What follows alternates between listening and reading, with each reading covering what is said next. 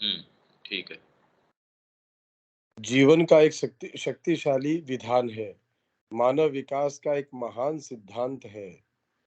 आध्यात्मिक ज्ञान और अनुभव की एक राशि है, जिसके संरक्षक, उदाहरण और प्रसारक के रूप में भारत सदा से नियत रहा है।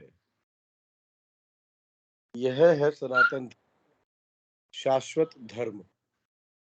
विदेशी प्रभावों के बोझ के नीचे वह काफी हद तक उस धर्म की संरचना पर तो नहीं, परंतु उसकी जीवंत वास्तविकता पर पकड़ खो चुका है। क्योंकि यदि उसे जिया न जाए, तो भारत के धर्म का कोई अर्थ नहीं है। उसे केवल जीवन पर ही लागू करना नहीं है, अपितु संपूर्ण जीवन पर लागू करना है। इसके भाव को हमारे समाज, हमारी राजनीति, हमारे साहित्य, हमारे विज्ञान, हमारे व्यक्तिगत चरित्र, हमारी समस्याओं और आकांक्षाओं में प्रवेश करना और उन्हें ढालना होगा। इस धर्म के मर्म को समझना, इसे सत्य के रूप में अनुभव करना, उन उच्च भावावेगों को अनुभव करना जिन तक वह ऊपर उठता है, और उसे जीवन में अभिव्यक्त और क्रियान्वित करना ही हम कर्मयोग का आशय समझते हैं। हमारा मानना है कि योग को मानव जीवन का आदर्श बनाने के लिए ही आज भारत का उदय हो रहा है। योग के द्वारा वह अपनी स्वतंत्रता, एकता और महानता को संसिद्ध करने की शक्ति प्राप्त करेगा। योग के द्वारा वह इसे संरक्षित रखने की शक्ति बनाए रखेगा। यह एक आध्यात्मिक क्रांति है, जिसका हम पूर्व दर्शन कर रहे हैं। भौतिक क्रांति तो केवल उसकी छाया और प्रतिबिंब है। हुँ, ठीक है। ये सनातन धर्म मतलब वास्तव में क्या है? जीवन का एक शक्तिशाली विधान है, मानव विकास का एक महान सिद्धांत है, आध्यात्मिक ज्ञान और अनुभव की एक राशि है, जिसके संरक्षक, उदाहरण और प्रसारक के रूप में भारत सदा से नियत रहा है। मतलब जीवन का एक एक शक्तिशाली विधान है कि वास्तव में उसका मूल विधान क्या है, और मानव विकास का महान सिद्धांत। भाई सारा प्रयास तो इसी चीज का है कि हमारा विकास है किस चीज के लिए। सारा मंथन, सारा प्रयास, सारी चेष्टा इसी चीज के लिए कि हम आखिर भाई जीवन का उद्देश्य की बात क्या है, मानव जीवन का उद्देश्य क्या होना चाहिए। तो मानव विकास का एक महान सिद्धांत है, आध्यात्मिक ज्ञान और अनुभव की एक राशि है। भारत हमेशा से ही उसका संरक्षक, उसने उस ज्ञान को, मूल रहस्य कि जीवन का आपका जो लक्ष्य है उसका ये उदाहरण भी प्रस्तुत करता है, प्रसारक भी है, संरक्षक है, हमेशा बचा के रखा है। और ये चीज क्या है, वो विधान क्या है? यह है सनातन धर्म, शाश्वत धर्म। विदेशी प्रभावों के बोझ के नीचे वह काफी हद तक उस धर्म की संरचना पर तो नहीं, परंतु उसकी जीवंत वास्तविकता पर पकड़ खो चुका है। हमारे अपने जीवन में कई बार हम ये देखते हैं कि एक उद्देश्य लेके चल रहे हैं, मूलतः उससे विच्छिन्न नहीं हुए, पर एक्चुअल के अंदर हम ये देखते हैं कि हमारा व्यावहारिक जो जीवन है उसके अंदर उसकी चरितार्थता बहुत कम हो पा रही है। मूलतः भी हम उसको अपने हृदय में भी कैरी करते हों, तो भी जीवन तो ऐसे प्रतीत होता है जैसे वो बिल्कुल भी उस आधार पे हो ही नहीं। तो जीवंत वास्तविकता पर इसकी पकड़ जो है, वो अभी ऐसा लगता है कि ये खो चुका है, और जिसको कि नए मायनों में आज के युग के अनुसार, जैसा कि रिवील कर ही दिया है श्री अरविंद ने, इसको हमें अपने व्यक्तिगत और सामूहिक जीवन में उसी तरीके से जीना होगा, और तभी भारत अपने तरीके से संसिद्ध कर सकता है सच्चे रूप में।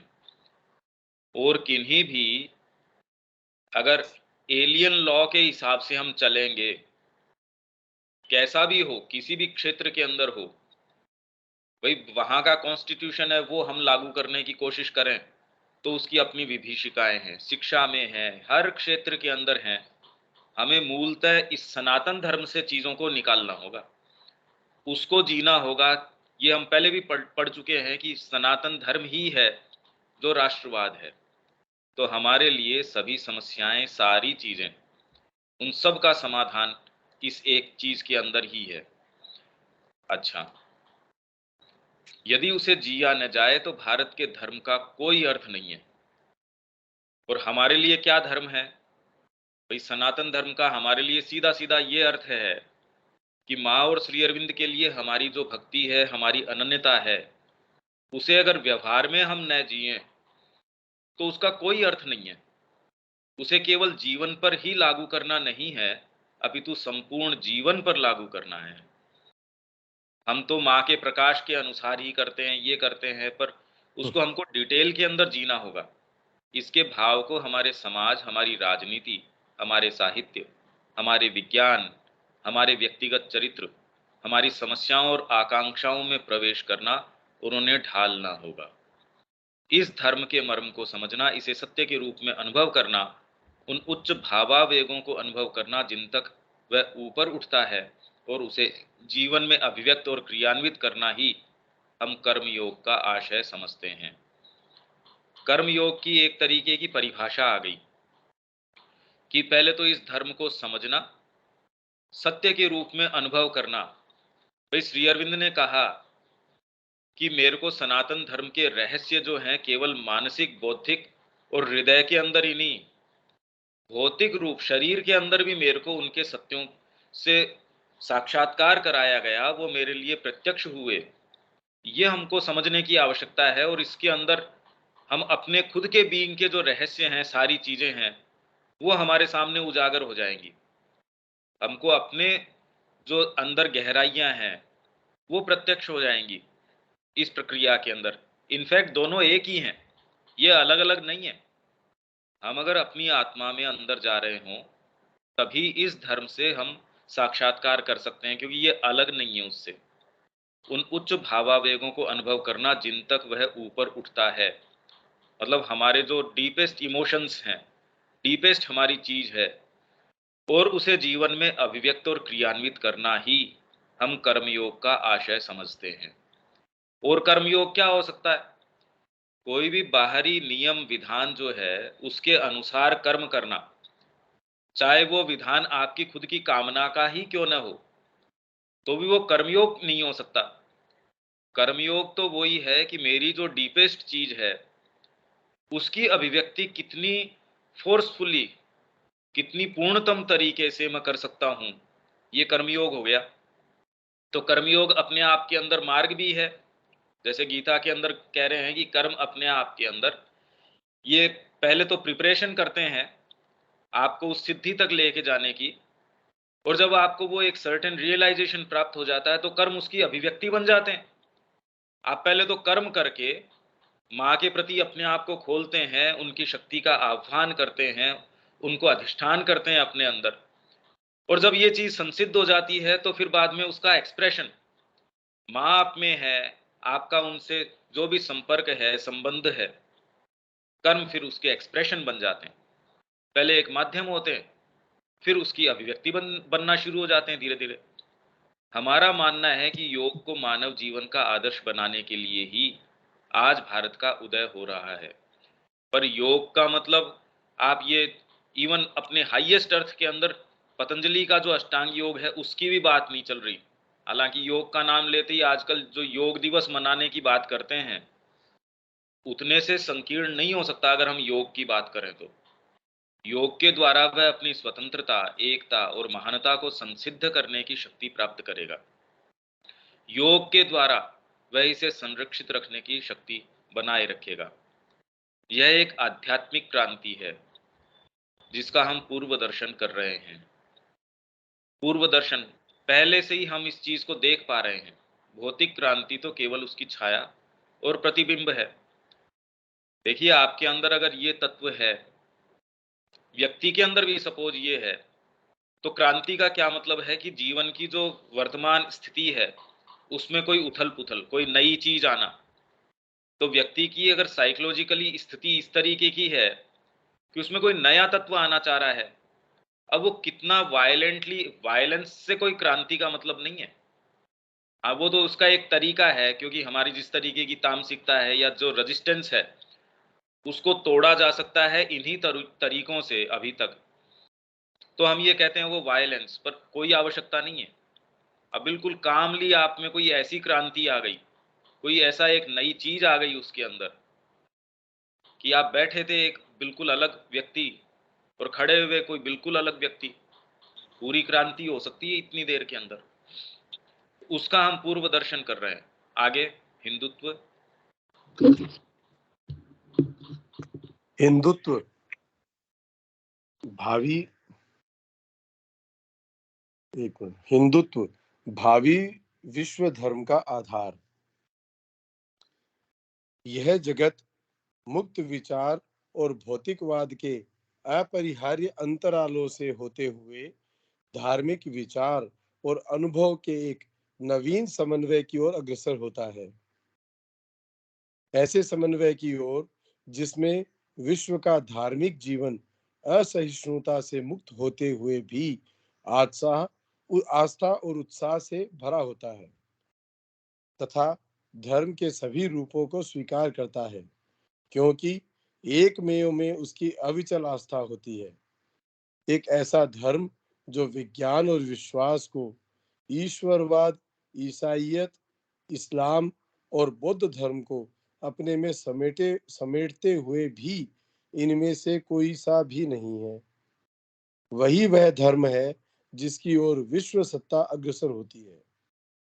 हमारा अपना धर्म सब धर्मों से अधिक संशयशील और सर्वाधिक आस्तिक है।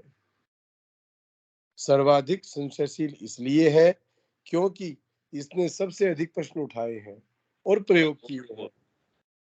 बोल, थोड़ा जोर से बोल, धीरे है।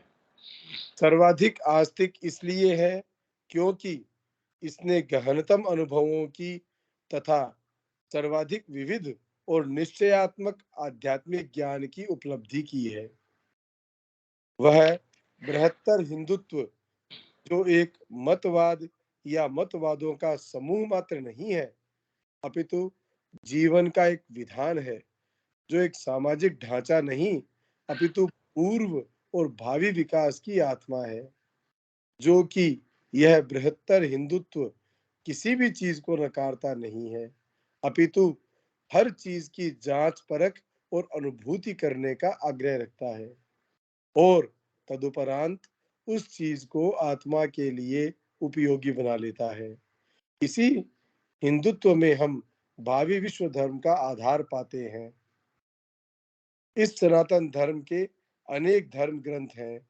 वेद, वेदांत, गीता, उपनिषद, दर्शन, पुराण और तंत्र। और न यह बाइबल और कुरान को ही नकार सकता था, परंतु इसका सर्वाधिक प्रामाणिक शास्त्र तो उसके हृदय में स्थित है, उस जिसमें हृदय में स्थित है। हाँ सॉरी उस हृदय में स्थित है जिसमें शाश्वत का निवास स्थान है। हमारे आंतरिक आध्यात्मिक अनुभवों में ही हमें जगत के सभी शास्त्रों का प्रमाण और स्रोत, हमारे ज्ञान, प्रेम और व्यवहार का विधान तथा हमारे कर्म योग की प्रेरणा और आधार प्राप्त हो सकता है। हाँ, हमारे हृदय के अंदर है ये यह जगत मुक्त विचार और भौतिकवाद के अपरिहार्य अंतरालों से होते हुए,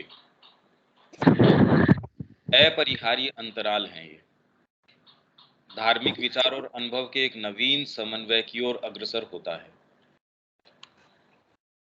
ऐसे समन्वय की ओर जिसमें विश्व का धार्मिक जीवन असहिष्णुता से मुक्त होते हुए भी, असहिष्णुता से मुक्त, इंटॉलरेंस से मुक्त है, आस्था और उत्साह से भरा होता है तथा धर्म के सभी रूपों को स्वीकार करता है, क्योंकि एकमेव में उसकी अविचल आस्था होती है। कोई भारतीय धर्म की बात कर रहे हैं ये, क्योंकि और कोई धर्म तो ऐसा समावेशी है ही नहीं। यही एकमात्र धर्म है जिसने सारों को अपने अंदर समाविष्ट कर लिया। ऐसा धर्म जो विज्ञान और विश्वास को, ईश्वरवाद, ईसाइयत, इस्लाम और बौद्ध धर्म को अपने में समेटते हुए, ये सारे हमको कॉन्ट्ररीज प्रतीत होते हैं, जो हिंदू धर्म के अंदर अपने आप में कॉन्ट्रेरी नहीं है, पर इन लोगों ने अपने आप को इतना असहिष्णु बना दिया, इंटॉलरेंट बना दिया कि हम तो ये इतना डिमार्केटेड, हमारी बस यही पद्धति है।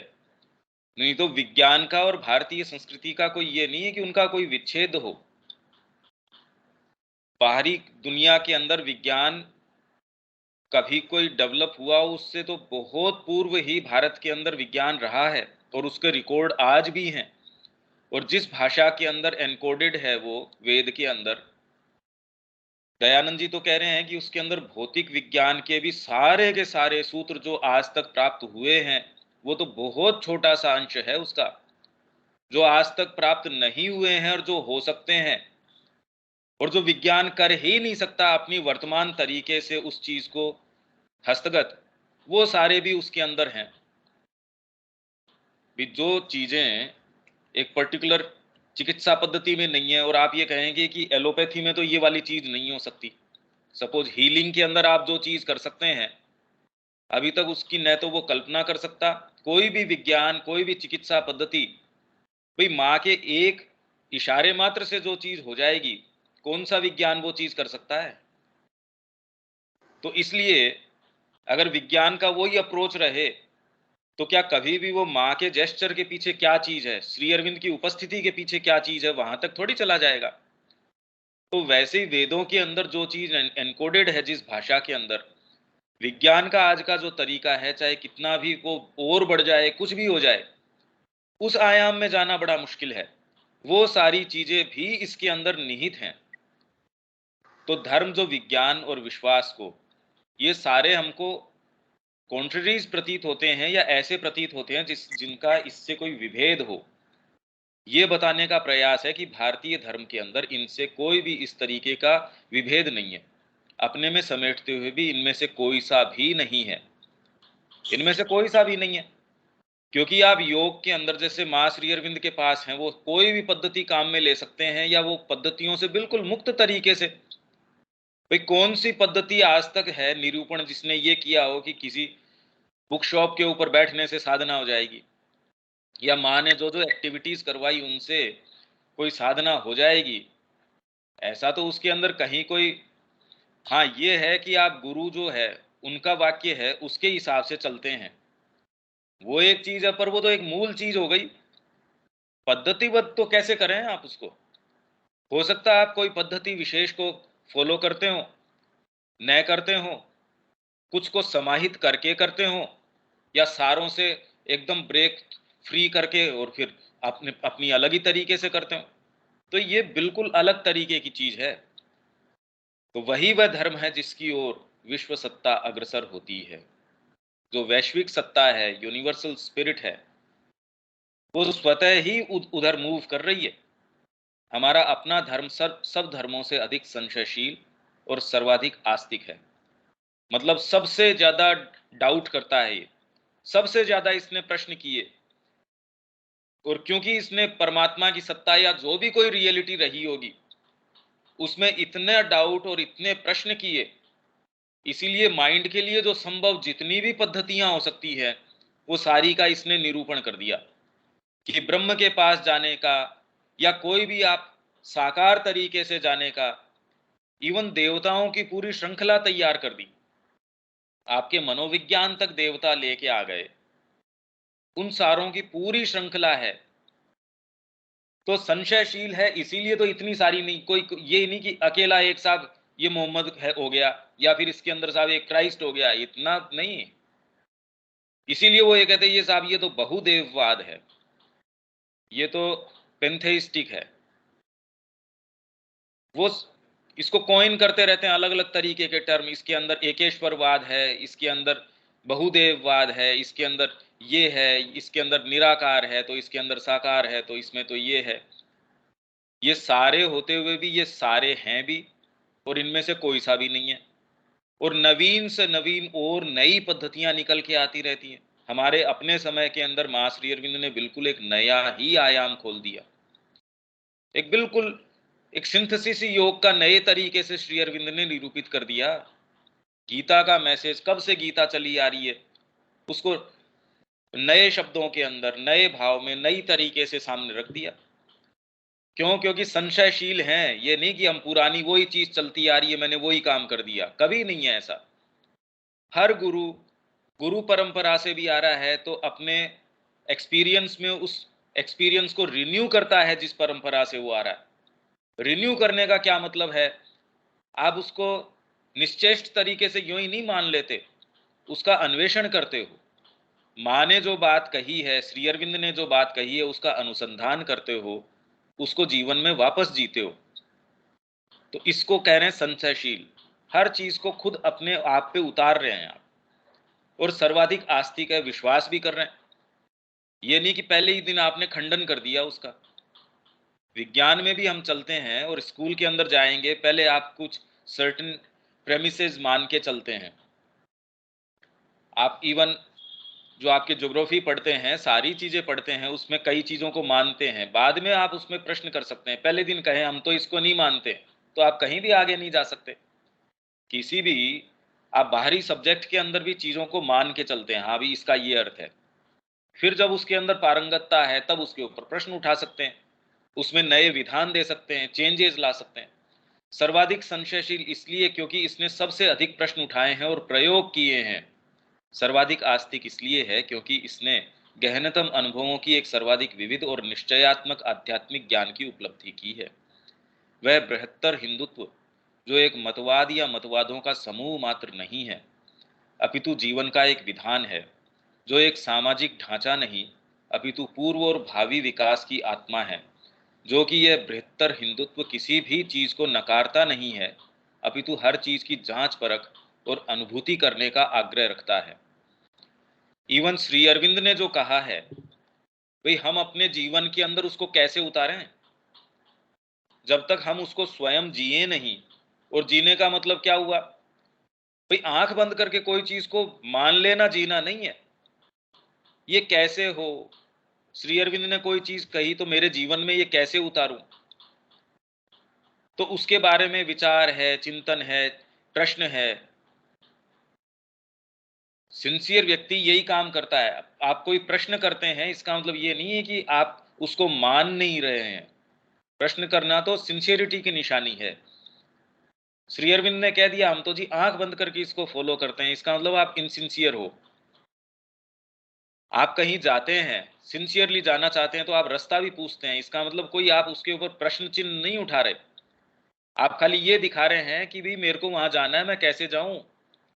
तो वैसे ही श्री अरविंद की पद्धति, वो क्या कह रहे हैं, अगर हम उस विषय में गंभीर नहीं है, इसलिए हम कह रहे हैं हम तो सब मान रहे हैं श्री अरविंद की, ये मानना नहीं है, इसका मतलब हम इनसिंसियर हैं। प्रश्न उठाना नहीं है। तदुपरांत उस चीज को आत्मा के लिए उपयोगी बना लेता है। इसी हिंदुत्व में हम भावी विश्व धर्म का आधार पाते हैं। हम सनातन धर्म के अनेक इस सनातन धर्म के अनेक धर्म ग्रंथ हैं।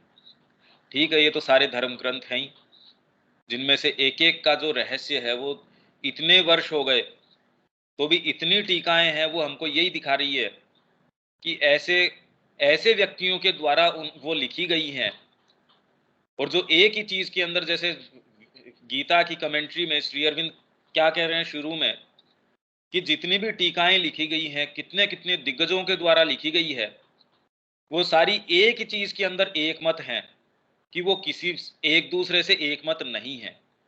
कोई गीता को अद्वैतवाद बता के कहता है कि गीता इस चीज का खंड जो है वो महिमान्वित कर रही है, गीता के अंदर भगवान जो है सांख्य को सर्वोपरि बता रहे हैं, कोई दूसरा कहता है इसके अंदर ये वाली बात है। तो श्री अरविंद ये कह रहे हैं कि सारे जो है एक दूसरे से अंतर विरोध के अंदर एक मत हैं। और उसको कैसे कैसे, कोई सामान्य व्यक्ति नहीं, जिन लोगों ने भी गीता के ऊपर टीका करी है वो कोई सामान्य व्यक्ति थोड़ी थे। और न यह बाइबल और कुरान को ही नकार सकता था, परंतु इसका सर्वाधिक प्रामाणिक शास्त्र तो उस हृदय में स्थित है। गीता भी यही कहती है, हर व्यक्ति के हार्ट में स्थित है उसका खुद का शास्त्र। श्री अरविंद भी सावित्री में एक चीज कह रहे हैं, पर आप जब जीवन में उतारेंगे तो उसका शास्त्र आपके खुद के हृदय में है। आप उसको किस तरीके से समझेंगे वो आपका अपना खुद का शास्त्र है। माँ श्री अरविंद की वाणी जो है, आप कोई पुस्तक पढ़ते हैं या आपके हृदय में वो वाणी किस तरीके से आएगी, वो आपका निजी जो शास्त्र है, वो ही है आपका अपना विशिष्ट कोई तत्व है, आपकी विशिष्ट चीज है, जिसमें शाश्वत का निवास स्थान है। हमारे आंतरिक आध्यात्मिक अनुभवों में ही हमें जगत के सभी शास्त्रों का प्रमाण और स्रोत, हमारे ज्ञान, प्रेम और व्यवहार का विधान तथा हमारे कर्मयोग की प्रेरणा और आधार प्राप्त हो सकता है। इसी के अंदर हमको कर्मयोग की प्रेरणा और आधार प्राप्त हो सकता है। मतलब यूं हम बाहरी कर्म करें, कितने भी कर्म करें, पर आंतरिक आध्यात्मिक अनुभवों में ही अगर ये अनुभव हमको नहीं है, तो हमको क्या करना चाहिए, इसका हमको उत्प्रेरण कभी प्राप्त नहीं हो सकता। बार बार मतलब चीजें बिल्कुल स्पष्ट हैं। ये करने का क्या काम है कि हम वहां जाएं जहां इस सारी चीज की चाबी है। युवाओं के लिए संदेश। हाँ।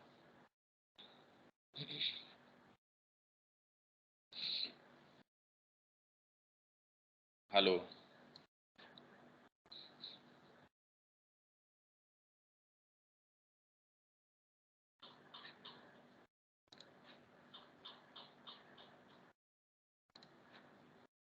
दीपक।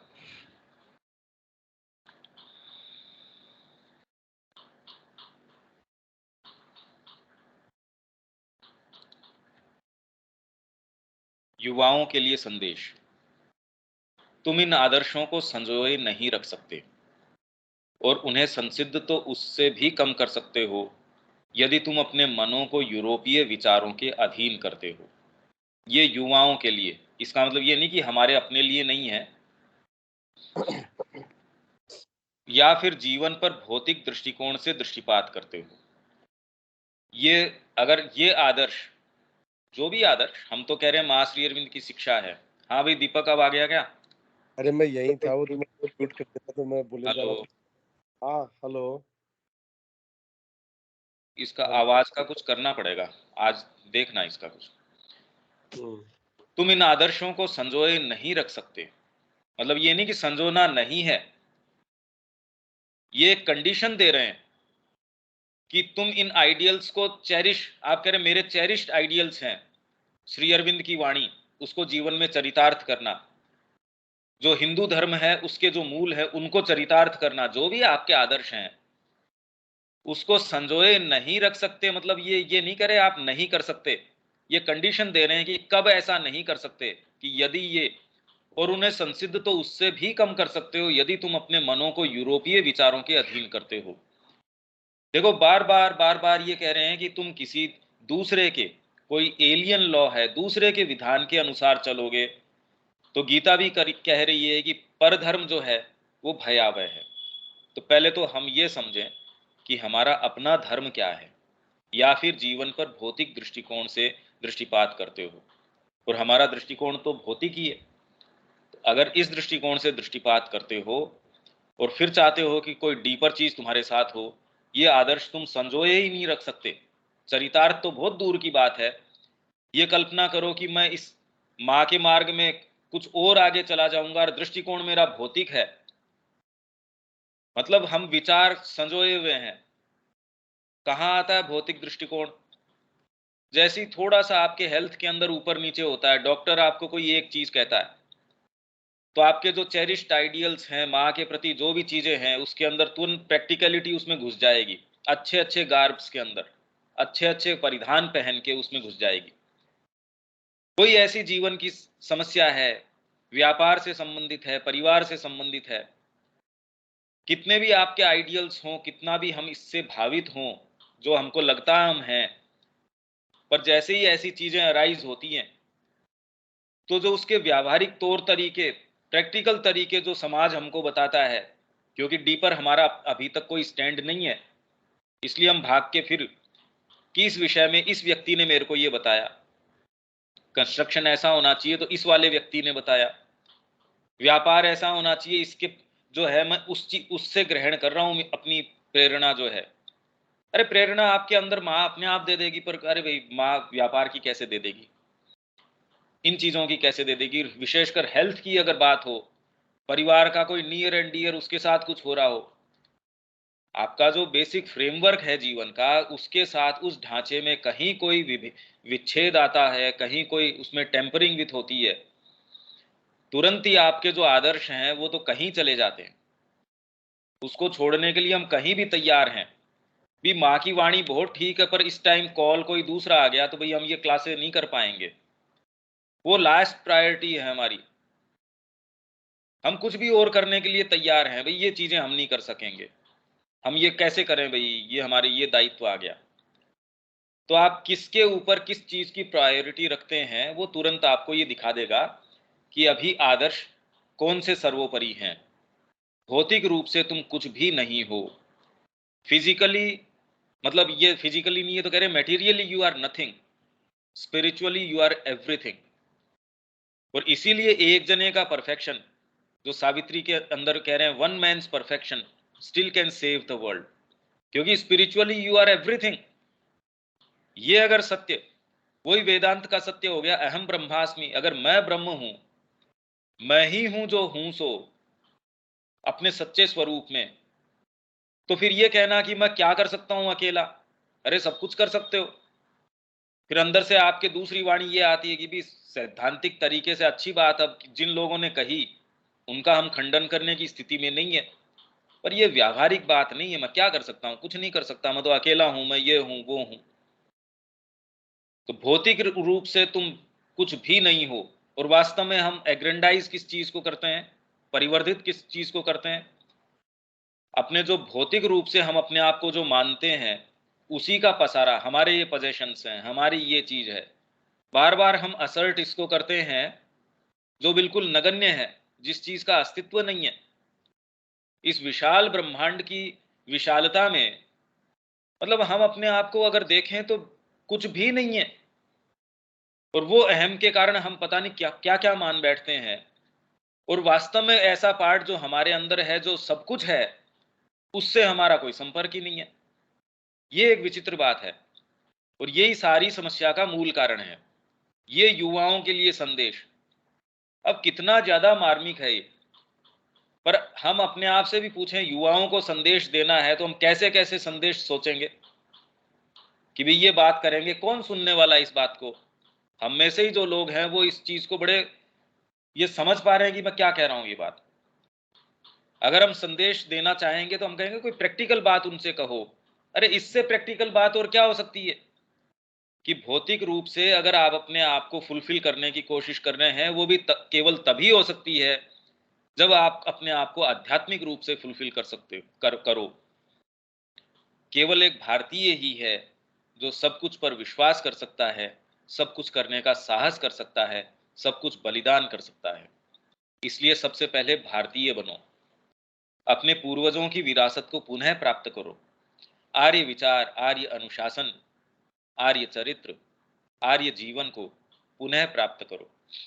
और आर्य की डेफिनेशन हमने पहले पढ़ी भी थी कि जो जहां भी स्थित है उससे हमेशा ही आगे जाने के लिए, मतलब ऊंची से ऊंची स्थिति में भी कोई ब्राह्मण है तो भी अगर वो वहां रुक गया, उससे सेल्फ सेटिस्फाइड है, तो वो म्लेच्छ हो गया, आर्य उसमें पद्धति में नहीं रहा। वो वेदांत, गीता, योग को पुनः प्राप्त करो।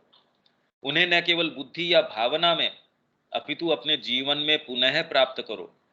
ये तो बहुत बड़ी बात है कि बुद्धि और भावना, यहाँ तो बुद्धि और भावना में भी नहीं है। उन्हें जियो और तब तुम महान और सशक्त, पराक्रमी, अजेय और निर्भय हो जाओगे। तब फिर न तो जीवन और न ही मृत्यु की तुम्हारे लिए कोई भयावहता रहेगी। कठिनाई और असंभवता तुम्हारे शब्दकोश से गायब हो जाएंगी, क्योंकि केवल आत्मा में ही शक्ति शाश्वत है। और इससे पहले कि तुम अपने बाहरी साम्राज्य को वापस जीत सको, तुम्हें अपना राज्य, जो बोलते हैं ना स्वराट और फिर सम्राट, आंतरिक स्वराज वापस जीतना होगा।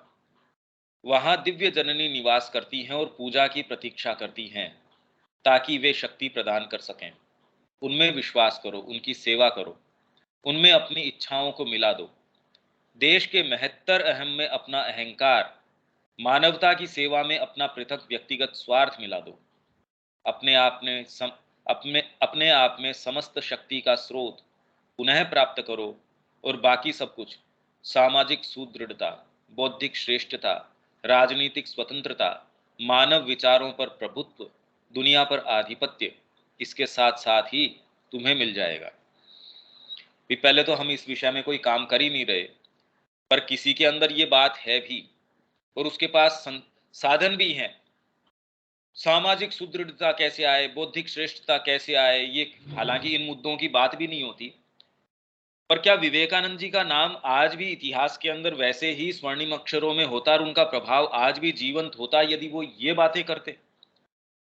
अगर वो ये न कहते कि वेदांत के वाक्य को पुनः जीवित करो, कि मैं ब्रह्म हूं, अगर ये चीज इनकलकेट की जाए, ये चीज सब में डाल दी जाए, तो इससे ज्यादा कोई अच्छी चीज, इससे ज्यादा कोई शुभ चीज जिसमें कोई आशा हो, तो विवेकानंद जी का नाम क्या कभी हो पाता अगर वो कोई आपको प्रैक्टिकल इस तरीके की कोई थ्योरीज बता रहे होते? कभी नहीं। तो ये हम देख सकते हैं कि जिन भी चीजों का आज प्रभाव है वो शायद अपने समय में कपोल कल्पना लगी होंगी या अव्यावहारिक लगी होंगी, पर आपका जो डीपेस्ट है हमेशा ही वो, जितना ही आप डीप में जाके कोई चीज देते हैं वो ही प्रभाव ला सकता है। आप प्रैक्टिकलिटी के जामे के अंदर ये कहते हैं नहीं नहीं इससे थोड़ी, अरे भाई इससे क्या होगा, ये तो बड़ी बड़ी बातें हैं जीवन में, तो ये चीजों से व्यवहार करना पड़ता है। श्री अरविंद क्या श्री अरविंद होते अगर वो यही वाली बातें कर रहे होते? जिन परीक्षाओं में आईएएस वगैरह के अंदर जो पहले वो जो देने गए थे, आईएएस तो थी नहीं, पर जो एडमिनिस्ट्रेटिव सर्विसेज के अंदर जिनके अंदर वो गए थे, वो घुड़सवारी के अंदर चले गए, वो करनी मेरे को नहीं करना। शूटिंग के अंदर वो अव्वल आ गए, तो उन्होंने कहा भाई मेरे को करना ही नहीं ये काम। नहीं तो श्री अरविंद क्या वही वही जो प्रभाव या जो काम कर पाए वही चीजें कर रहे होते, दूसरे भी खुश हो जाते, वाह देखो इन्होंने क्या काम किया। तो न विवेकानंद जी ने वो काम किया, न इन्होंने ये काम किया, किसी ने ये काम नहीं किया, और इसीलिए वो जो काम कर पाए वो आज भी स्थापित है, आज भी प्रेरणा दे रहा है। तो कौन सी चीज व्यावहारिक है देख लो। अगर हम कुछ करना भी चाहते हैं तो ये हमको दिखा रहा है कि किस तरीके से करना चाहिए। प्रैक्टिकलिटी, जो ये कहते हैं प्रैक्टिकलिटी, वो बेसिकली ये कह रहे हैं हम इनसिंसियर हैं। नहीं तो ये बात प्रैक्टिकलिटी की तो ये है करने लायक, जो भी धीरे से फुसफुसाता है, अरे भाई माँ के काम के लिए आप अपना सर्वस्व देते हो, पागल होने की जरूरत नहीं है, सारा पैसा माँ के काम के लिए दे देते हो, थोड़ा प्रैक्टिकल बनो। जब गीली लकड़ियां होगी उस दिन के लिए थोड़ी सूखी बचा के रखो। आप पागल के तरीके से सारा अपने माँ के निहित ऑफर कर रहे हैं, ये तो प्रैक्टिकल अच्छी बात नहीं है। आपने आज ही सारा दे दिया तो कल कैसे देंगे, इसको वो प्रैक्टिकल कहते हैं। ऐसे लोग बिल्कुल इनसिंसियर होते हैं। अगर आप कॉन्शियस होंगे तो, और हमको ऐसे लोग ऐसे होते हैं जो बड़े वेल मीनिंग तरीके से धीरे से हमको ये बताते हैं कि अच्छी बात है ये तो, पर ये प्रैक्टिकल बात नहीं है, ऐसे नहीं करना चाहिए, ऐसे भी कर लेना चाहिए। माँ को आप कह रहे हैं अच्छी बात है आप दो, थोड़ा हेल्थ का भी ध्यान रखना चाहिए, थोड़ा ये भी करना चाहिए, थोड़ा ये भी करना चाहिए, और वो अल्टीमेटली फिर धीरे धीरे धीरे धीरे करके हमको उसी गर्त के अंदर ले आते हैं। हिंदू मुस्लिम एकता, एक चीज के बारे में हम सुनिश्चित हो सकते हैं कि हिंदू मुस्लिम एकता राजनीतिक सुधारों या कांग्रेस की चापलूसियों से साधित नहीं हो सकती। अब बताओ इससे स्पष्ट बात और क्या हो सकती है? ये आज की बात नहीं कर रहे, और राजनीतिक सुधारों से ये चीज नहीं होने वाली। इस एकता को खोजना होगा गहराई में, हृदय तथा मन में, क्योंकि एकता के अभाव के कारण जहां हैं, मतलब अभाव के कारण जहां हैं, वहीं उनके समाधान खोजने होंगे। यह याद रखने से समस्या का समाधान खोजने में सहायता होगी कि हमारे भेद का अत्यंत प्रधान कारण असम्मति है, मतलब दोनों में सहमति की कमी है, कि प्रेम भाव ही प्रेम भाव लाता है, और शक्ति ही शक्तिशालियों को मिलाती है। हमें असम्मतियों के कारणों को एक बेहतर आपसी ज्ञान एवं सहानुभूति द्वारा दूर करने का प्रयास करना चाहिए, तुष्टीकरण द्वारा नहीं। आप अगर तुष्टीकरण का प्रयास करेंगे वो आपके लिए भी गलत है और सामने वाले के लिए भी गलत है। हमें देशभक्त के अडिग प्रेम को हमारे मुसलमान भाई तक फैलाना चाहिए, सदा यह ध्यान में रखते हुए कि उसमें भी नारायण निवास करते हैं और उसे भी हमारी माता ने अपने आंचल में स्थायी स्थान प्रदान किया है। परंतु हमें उससे गलत रूप से संबंध स्थापित करना या स्वार्थपूर्ण दुर्बलता या भीरुता के कारण चापलूसी करना बंद करना होगा। भाई अभी तो भीरुता, चापलूसी कौन? ये भी एक वोट बैंक है। ये बेसिकली उनको उस तरीके से देख रहे हैं कि हमको इनका मत मिल जाए। और भीरुता किस चीज की? अगर ये नहीं देंगे तो क्या होगा? हम मानते हैं कि समस्या से निपटने का यही एकमात्र व्यावहारिक तरीका है। एक राजनीतिक प्रश्न के रूप में हिंदू मुस्लिम समस्या में हमें कोई दिलचस्पी नहीं है। भाई आश्रम में एक राजनीतिक समस्या से तो कोई सरोकार नहीं हो सकता, किंतु एक राष्ट्रीय समस्या के रूप में यह सर्वोच्च महत्व की है। मोहम्मद और इस्लाम को एक नए प्रकाश में हमारे पाठकों के सामने प्रस्तुत करना, इस्लामी इतिहास एवं सभ्यता के अधिक न्यायसंगत दृष्टिकोण को फैलाना, हमारे राष्ट्रीय विकास में मुसलमान के स्थान का सही मूल्यांकन करना और उसके सांप्रदायिक जीवन को हमारे अपने जीवन से सुसमंजस करने के साधनों को इस कार्य में आने वाली समस्याओं को अनदेखा न करते हुए खोजना और भ्रातृत्व एवं आपसी समझ की सभी संभावनाओं का पूरे से पूरा उपयोग करना ही हमें हमारे कार्य का मुख्य अंग बनाना चाहिए। बौद्धिक सौहार्द केवल साथ साथ ही ला सकता है, एकमात्र हृदय का सौहार्द ही एकीकृत कर सकता है। बौद्धिक सौहार्द दो व्यक्तियों में है, वो साथ साथ लिया आएगा कि एक उद्देश्य के लिए चल रहे हैं, पर आप में जो एक बॉन्डिंग है, जो एक दूसरे के साथ अनन्यता ले आता है, एक कॉज के लिए लड़ना और हृदय के अंदर एक हो जाए, वो आपको एक कर देता है। किंतु इनमें से किसी भी एक का सिद्ध होना दूसरे के लिए अच्छी तैयारी है। पर ये वाली बात हम वास्तव में तब तक नहीं समझ सकते जब तक कि पहली वाली चीज जो जो युवाओं को संदेश दिया गया था, जब तक कि एट हार्ट वो हम नहीं समझे। तो ये कहना क्या चाह रहे हैं इसमें? तो इन्होंने एक सूत्र प्रदान कर दिया कि इस समस्या का करें क्या। फिर प्रैक्टिकली अब क्या करें इस बात से? अब श्री अरविंद की ये बात भी हम पढ़ लें, एग्जीक्यूट क्या करें? तो ये तो यही कह रहे हैं कि हृदय की जो एकता है, हृदय का सौहार्द है, हृदय से हो। अभी हृदय के अंदर तो है नहीं, हृदय के अंदर तो बात है दूसरी। बाहर से मैं सौहार्द दिखाने की कोशिश कर रहा हूं कि हमारे ये भाई, हमारे हिंदू भाई, ऐसा कह के न तो मेरे को हिंदुओं से कोई प्रेम है और न मैं उनसे कोई प्रेम प्रदर्शित कर रहा हूं। प्रेम तो कोई लेना देना ही नहीं है दूर दूर तक।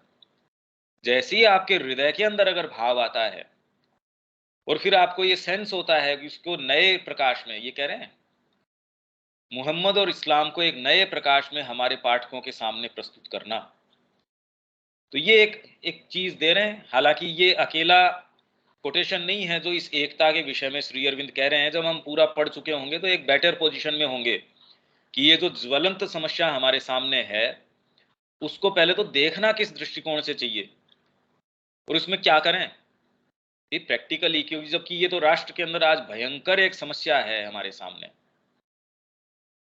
ये तो एक ऐसी समस्या है जो खाली भारत को ही नहीं, पूरे विश्व को फेस करनी पड़ रही है इस चीज से। तो हम कोई साधारण जाति नहीं है, साधारण जाति नहीं है। हम एक ऐसी जाति हैं जो अपने पहाड़ों और नदियों जितनी ही पुरानी है और हमारे पीछे बहुविध महानताओं से भरा एक ऐसा इतिहास है, अन्य कोई जाति जिसके परे नहीं जा सकी है। मतलब महानता का ऐसा इतिहास कि कोई एक उदाहरण जिससे कोई परे, कोई बाहर चला गया हो, ऐसा है ही नहीं। ऐसी पराकाष्ठा में, मतलब कोई एक एक चीज में चला गया हो तो भी, यहां तो हर चीज में मानव चिंतन है, मानव उद्यम, मानव कोई किसी भी क्रिएटिविटी का कोई भी क्षेत्र, जीवन का कोई भी क्षेत्र जिसके अंदर ये पराकाष्ठा में न रहा हो, तो कैसे हो गया ये? भाई अगर हम अपने जीवन को फ्रूटफुल बनाना चाहते हैं तो ये हमको इसमें खोजना चाहिए थी कौन सी चीज थी जिसने इस संस्कृति की हर चीज को ऐसे इन्फ्लेम कर दिया, उसको ऐसे भावित करके उसको ले गई ऊपर तक। तो हम अपने जीवन को अगर कुछ करना चाहते हैं तो उसका रहस्य हमको यहाँ ढूंढना चाहिए। हम उन लोगों के वंशज हैं जिन्होंने तपस्या की और आध्यात्मिक उपलब्धि के लिए अकल्पनीय कठोर तपों से गुजरे, और जिन्होंने स्वेच्छा से उन सारे कष्टों को झेला है जो कष्ट मानव जाति झेल सकती है। हम उन माताओं की संतान हैं जिन्होंने चिताओं की धधकती ज्वाला में मुस्कान के साथ प्रवेश किया, जिससे कि परलोक में वे अपने पतियों का अनुगमन कर सकें। मतलब और कौन सी ऐसी संस्कृति है जिसके अंदर हर एक प्रांत के अंदर आपके पास कथाएं पूरी नहीं होती? इतने अनगिनत आपके पास उदाहरण हैं कि आप जब उन स्टोरीज को इकट्ठा करते हैं, हर प्रांत में हर जगह ऐसी कथाएं, ऐसी चीजें कि हंसते हंसते जोहर के अंदर राजपूतों का जिस तरीके का इतिहास है, हर व्यक्ति अपने आप में इतिहास है। कितनी कहानी आप कहेंगे, कितनी कहानियां कहेंगे? हर युग के अंदर हर व्यक्ति पराकाष्ठा में, और हम छोटी सी चीज को लेके बैठे हैं। ऐसी ऐसी उम्र के अंदर बच्चे जो बचपन के अंदर ही पूरा साम्राज्य संभाल लेते थे, और ऐसी कमांडिंग फोर्स के साथ उसका विस्तार करते थे अपने राज्य का, उस अपनी उम्र के अंदर की हम अभी तो होश ही नहीं संभाल पाते। उस उम्र के अंदर हम एक ऐसी जाति हैं जो कष्टों का भी स्वागत करते हैं, और जिनके भीतर ऐसी आध्यात्मिक शक्ति है जो किसी भी शारीरिक शक्ति से महत्तर है। शारीरिक शक्ति से थोड़ी कोई ये कार्य हुए थे। हम एक ऐसी जाति हैं जिनके भीतर इतिहास के अनेक महान क्षणों में भगवान ने अपने आप को अभिव्यक्त किया है, और उनकी इतनी अधिक अभिव्यक्ति और किसी जाति में नहीं हुई है। और चूंकि भगवान अपने आप को अभिव्यक्त करना चाहते हैं और अपने लोगों के हृदय के भीतर वे प्रवेश कर चुके हैं, इसीलिए एक बार फिर हम एक राष्ट्र के रूप में उभर रहे हैं। राष्ट्रवाद उच्चतम समन्वय नहीं है, ये बड़ी गंभीर बात है। क्या कहना चाह रहे हैं? भारत में हम राष्ट्र को एक ऐसे सर्वोच्च समन्वय के रूप में नहीं देखते जिसकी ओर की हम ऊपर उठ सकते हैं। समन्वय हमारे अपने बीइंग का समन्वय। पहले तो हम अपने आप में एक होमोजिनस बीइंग नहीं है, समन्वित एकीकृत सत्ता नहीं है। मन कुछ कहता है, प्राण कुछ कहता है, शरीर कुछ कहता है, हमारी अपनी जो अंदर भावना है वो कुछ और ही है। पहले तो वो समन्वय नहीं है। परिवार के अंदर कोई एक एकीकृत, कोई समन्वित कोई चीज नहीं है। तो आप धीरे धीरे इन समन्वयों को बढ़ाते हैं, तो फिर आप कहते हैं कि राष्ट्र के रूप में हमको एकीकृत तरीके से, तो ये एक समन्वय हो गया।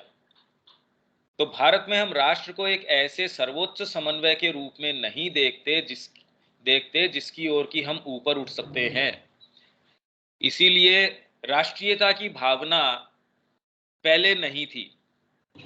भारत के अंदर सब स्वतंत्र तरीके से, कोई एक राष्ट्र की भावना हो, श्री अरविंद कह रहे हैं वैसा नहीं था। सब अपने अपने तरीके से, अपनी अपनी संस्कृतियां, अपनी अपनी योग पद्धतियां, विचारधाराएं इतनी इतनी तरीके की फल फूल रही थी कि इतना विराट एक विविधता का केंद्र था ये। पर जो एकीकृत करने वाली बात है, जो राष्ट्र का भाव है, वो वाली बात जो है बाद में धीरे धीरे, अभी श्री अरविंद कह रहे हैं वो वाली चीज जो जो राष्ट्रीयता की भावना है वो बहुत ज्यादा जरूरी है, और वर्तमान में उसकी सर्वोपरि आवश्यकता है। आज भी श्री अरविंद तब कह रहे थे, और आज भी हमारे अंदर जो राष्ट्रीयता का भाव है, हालांकि वो सर्वोच्च समन्वय नहीं है, क्योंकि उससे ऊपर का समन्वय, राष्ट्र से ऊपर का समन्वय तो मनुष्य जाति हो गई। आप एक राष्ट्र को पूरे को समन्वित करें, उससे ऊपर का समन्वय मनुष्य जाति, वो भी सर्वोच्च नहीं है। पर अभी तो हम सर्वोच्च से पहली सीढ़ी पे ही नहीं है। जो राष्ट्रीयता का, प्रबल राष्ट्रीयता का भाव है, हमारे अंदर नहीं है। हम अपने आप को टटोल के देखें तो ये भाव नहीं दिखता। इससे उच्चतर एक समन्वय है मानवता। आ गई वही बात। उसके परे एक और भी उच्चतर समन्वय है, एक सजीव, कष्टमय तथा आकांक्षी जीव जगत, मतलब प्राणी मात्र के साथ। मनुष्य जगत तो एक हो गया, उसके साथ सारे प्राणी जो जगत है, बौद्ध समन्वय। इन सब से उच्चतम है भगवान रूपी समन्वय, और वही हिंदू समन्वय है। तो आप ये कहते हैं कि मैं तो हिंदू हूं, मैं ये हूं। अरे अभी तो आप लोअर पायदान है, वहीं तक नहीं आ रहे।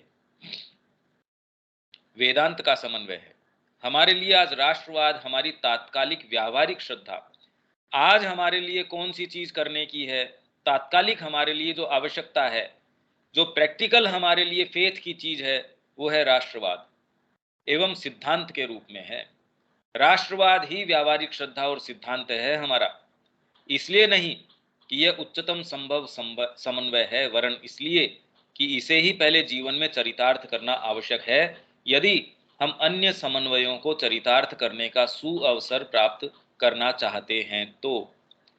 इसीलिए जो आक्रमण हुए, कई और जो चीजें हुई, उसके लिए ये आवश्यक था कि ये राष्ट्रवाद की जो भावना है, जो पहले नहीं थी, उसको कल्टीवेट किया जाए। आपकी भौगोलिक स्थितियां कुछ भी हो सकती हैं, आपके राष्ट्र का विस्तार कितना भी रहा हो, वो एक अलग चीज हो सकती है, पर राष्ट्रवाद, राष्ट्रीयता की भावना, ये बिल्कुल अलग चीज है, मानवता के भाव में। इसीलिए हम चाणक्य के अंदर देखते हैं, वो आह्वान कर रहा है कि भाई अलग अलग खंड खंड रूप के अंदर आप अपने अपने मस्त हैं, मेरे को क्या मतलब है, मैं कोई सीमांत प्रदेश थोड़ी हूं। सीमांत प्रदेश है, वो अपने आप जो वहां से आक्रमण हो रहे वो रोकता रहेगा। इसलिए चाहे वो कितने भी सशक्त रहे हों, अपनी इसी मानसिकता के कारण उनको झेलना पड़ा जो झेलना पड़ा। मानवता के भाव में निवास करने से पूर्व हमें राष्ट्र के रूप में निवास करना होगा, ये करना ही होगा।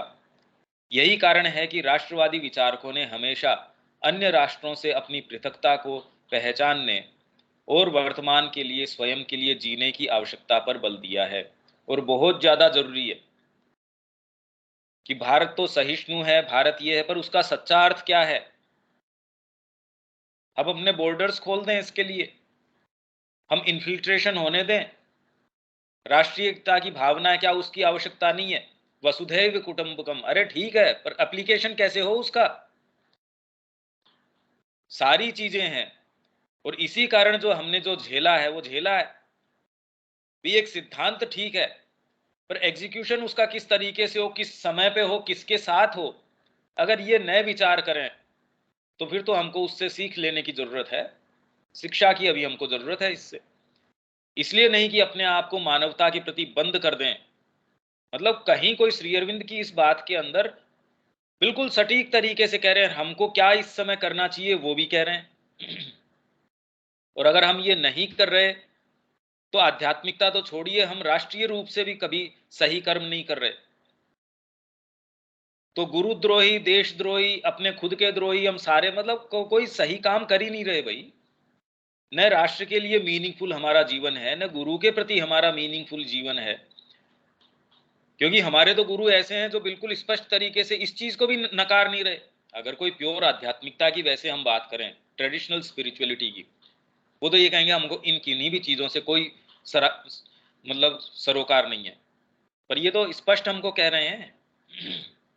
अभी तो इसलिए ताकि हम व्यक्तिगत शक्ति, एकता और समग्रता प्राप्त कर लें, जो मानवता के लिए एक राष्ट्र के रूप में जीने में हमारी सहायता करे। इससे पहले कि व्यक्ति दूसरों के लिए उपयोगी रूप से जिए, उसे अपने आप में शक्तिशाली और स्वतंत्र होना होगा। खुद ही मैं स्वतंत्र नहीं हूं, खुद मेरे को डिसिप्लिन अपने आप के ऊपर नहीं है, उससे पहले मैं प्रयास करूं मैं किसी दूसरे को अनुशासित करूं, या किसी दूसरे के ऊपर मैं कोई कोई ऐसी चीज मैं उसको देने का प्रयास करूं, या ऐसी उसके ऊपर कोई मैं टिप्पणी करता हूं, पहले ये तो टटोलूं कि मैं क्या इसके लिए अभी तैयार हूं। और ऐसा ही एक राष्ट्र के साथ भी है। तो आप मीनिंगफुल तरीके से अपने परिवार के लिए भी तब तक नहीं जी सकते जब तक कि आप अपने आप में एक इंडिविजुअल नहीं बन जाते। आज एक विचार आया उसके लिए भाग खड़े हुए, आज एक दूसरा विचार आया उसके लिए भाग खड़े हुए। तो जब तक आप अपने आप में ही सशक्त नहीं है, न तो आप परिवार के लिए जी सकते हो, राष्ट्र की तो बात बहुत दूर की है। तो आप किसी का भी कल्याण करना चाहते हो, पहले तो आप जो हो उसमें तो सशक्त हो। आप अपना ही कल्याण नहीं कर सकते और जगत का कल्याण करने निकल बैठे। किंतु इससे हमारा विकास क्रम के परम लक्ष्य को भूल जाने का औचित्य सिद्ध नहीं होता। पर इसका मतलब ये नहीं कि राष्ट्र के रूप में सशक्त रूप से जीने का मतलब ये है कि हमारा जो विकास क्रम का परम लक्ष्य है, जो डिविनिटी है, वो भूल जाएं। राष्ट्र के अंदर भगवान ही हमारी अनुभूति का प्रथम चरण है, क्योंकि राष्ट्र ही उस उच्चतर समन्वय, मानव जाति में भगवान, सभी जीवों में भगवान, स्वयं अपने आप में और हमारे अंदर भगवान तक पहुंचने का निर्धारित साधन एवं अवस्था है। पर हम इस सीढ़ी को दरकिनार करके जंप नहीं कर सकते। तो इसके लिए भी श्री अरविंद के अंदर हम जितनी गहराई से प्रवेश करते हैं, उन्होंने क्या कहा उन सारी चीजों के अंदर, तभी हम वास्तव में राष्ट्रीय रूप से भी एक सशक्त जीवन जी सकते हैं। व्यक्तिगत तौर पे भी हम तभी एक सशक्त जीवन जी सकते हैं। अब ये आ गया हिंदू राष्ट्रवाद। वर्तमान परिस्थितियों में हम हिंदू राष्ट्रवाद को एक संभावना के रूप में नहीं समझते। शिवाजी एवं रामदास के समय हिंदू राष्ट्रवाद का एक अर्थ था। तब राष्ट्रीय पुनर्जागरण का उद्देश्य था मुस्लिम आधिपत्य को उखाड़ फेंकना, जो कि किसी समय भारतीय एकता एवं सहिष्णुता के मनोभाव को छोड़कर अत्याचारी एवं अस्त व्यस्तताकारी बन गया था। ऐसा इसलिए संभव हो पाया क्योंकि उस काल में भारत अपने आप में एक जगत था और दो भौगोलिक इकाइयों, महाराष्ट्र और राजपूताना ने सर्वथा हिंदू होने के कारण उसे आधार प्रदान किया। मतलब भौगोलिक इकाइयां तो ये अलग, वो तो अलग अलग थी ही, उसके अलावा सांस्कृतिक इकाइयां इतनी सांस्कृतिक इकाइयां थी कि इवन ये बताते हैं रविन्द्रनाथ टैगोर कि जिस जगह वो गए थे, वो कहानी हमारी भारतीय संस्कृति वाली उसके अंदर भी अपन ने दी है। वो कह रहे ऐसी पद्धतियां, ऐसी संस्कृतियां, ऐसी छोटे छोटे पॉकेट्स के अंदर थी, सारी फ्लरिश कर रही थी, और उस समय तक आते आते भी बिल्कुल उनका नामो निशान तक खत्म हो गया। ये बात तो वो कह रहे हैं रविन्द्रनाथ टैगोर कि अब तो वो संस्कृति का नामो निशान भी नहीं है। ऐसी छोटी छोटी छोटी छोटी इकाइयां थी और सारी खूब फ्लरिश कर रही थी आराम से। इतनी इकाइयां थी, इकाइयां ये तो पूरा मल्टीट्यूड था। और क्योंकि ऐसा संभव भी था और आवश्यक भी, इसीलिए यह बन पाया। किंतु आधुनिक परिस्थितियों में भारत एक संपूर्ण इकाई के रूप में ही रह सकता है। इसलिए आज जो हिंदू राष्ट्रवाद की परिकल्पना है, उस समय मानसिकता एक अलग थी, और उससे पहले भी। तो ये जब हम इंडियन पॉलिटी जब देखेंगे, जो भारतीय आदर्श क्या था शासन तंत्र का, और उसमें फिर ये प्रश्न आएगा कि फिर ये आक्रमण, इनका क्या अर्थ है। हालांकि हम तो यहाँ कंप्लीट वर्क्स पढ़ रहे हैं, इसके अंदर तो कमेंट्री नहीं है, पर जो इंडियन कल्चर वाली अपनी बुक है सनातन धर्म वाली, उसमें कमेंट्री इसमें साथ में जोड़ी गई है। क्योंकि ये प्रश्न हमेशा ही आदमी को कचोटता है कि इतनी आपके अंदर भव्यता, इतनी आप ऊंची ऊंची बातें कर रहे हैं, हर जना आता रहा, आपको पीटता रहा, आपको पद दलित करता रहा, रोंदता रहा, ये महानता है आपकी। और जो अपना बचाव कर नहीं सक रहे, कह रहे हो शौर्य के अंदर पराकाष्ठा, ये वो बहुत अच्छी बात है। ठीक है, आपने कोई ये लिखने पढ़ने का काम अच्छा कर लिया, बाकी आप में कोई ताकत तो थी नहीं। जो आया उसने आप पे शासन किया, और एक्चुअल के अंदर ये बात महसूस भी होती है। तो जब तक हम उसका उत्तर नहीं दें, तब तक तो हमको सेल्फ रेस्पेक्ट आ ही नहीं सकता अपने आप के अंदर। ये हमारा खंड हो गया 8 पूरा। इसका जो नेक्स्ट अपना बंगाली और संस्कृत रचनाएं, इसका मैं आपको आज पीडीएफ भेज दूंगा। आप इसका पहले थोड़ा सा अध्ययन करें। इसको अगर पहले आप देख लेंगे तो आपके लिए और ये मीनिंगफुल होगा। उस इतनी गंभीर ये चीजें चल रही है जो कभी सोचने समझने से परे है। इस जगत के किसी रहस्य को, ये कोई ऐसी चीज नहीं है जो सारे को हमको प्रदान करती है, सारे रहस्य को। और हमारे जीवन के अंदर शक्ति प्रदान कर देती है, मीनिंग प्रदान करती है। इसको हम यहीं छोड़ देते हैं। शब्या जी, रविकांत जी, ठीक है दीपक। ठीक है। जय श्री माँ। जय श्री।